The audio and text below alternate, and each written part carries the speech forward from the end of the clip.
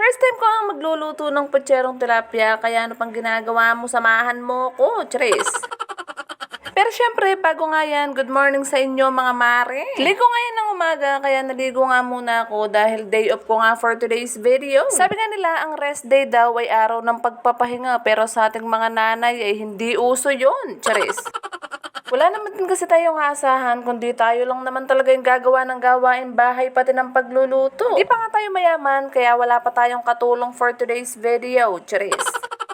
So yun na nga, mabalik na nga tayo. After ko na maligo, ay pumunta na nga ako dun sa tindahan ng mga suki namin na mga ulam. Ano daw? Diyos ko, ang gulo-gulo mo na naman mag-voice over.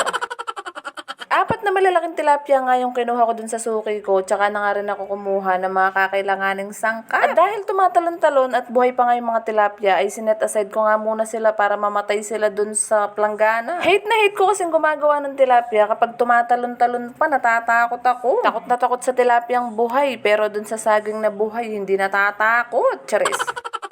Kaya ang ginawa ko nga dyan, ay una ko nga ginayat yung mga kakailanganin sangkap, lalo na yung mga gulay, saging, tsaka yung kamote. So yun na nga, after ko nga ma-prepare yung mga gulay, saging, tsaka kamote, ay pumunta na nga ako dito sa lababo para linisan nga yung mga tilapia. Pinaghampas ko nga lang yung mga ulo nito kasi nga gumagalaw pa siya, natatakot ako. Sa 30 years ko dito sa mundo, dito lang pala ako matatakot. Charis.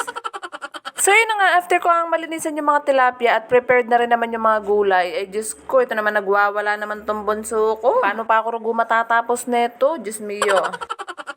Saan ka makakakita na call center nga sa gabi at cook sa umaga? Labandera naman tuwing Sabado at Linggo, Diyos mio. Minsan nga ay napapaisip na nga ako na gusto ko na nga lang maging kamote dahil yung nakabaon sa lupa. Charis.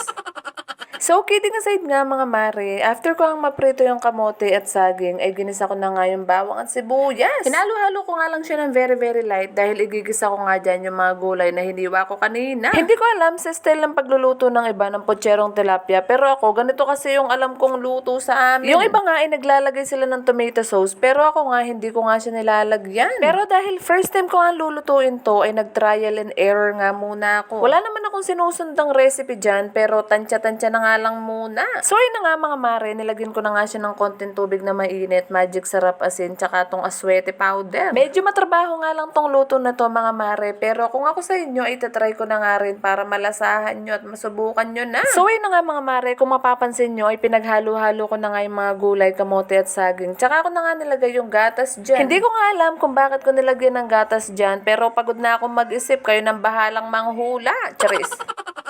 Pinakuluan ko nga lang ng konti yung mga gulay dyan, tsaka ko na nga sinunod yung mga pinirito kong tilapia kanina. After nga nyan, ay hinalo-halo ko nga lang siya ng very very light kasi nga baka madurog yung mga kamote, saging at yung tilapia. After nga ng 5 to 10 minutes na pagpapakulo, ay eto na nga yung resulta ng aking pagluluto ng putserong tilapia for today's video. O diba, hindi naman halatang first time kong magluto ng ganyang recipe for today. Charis.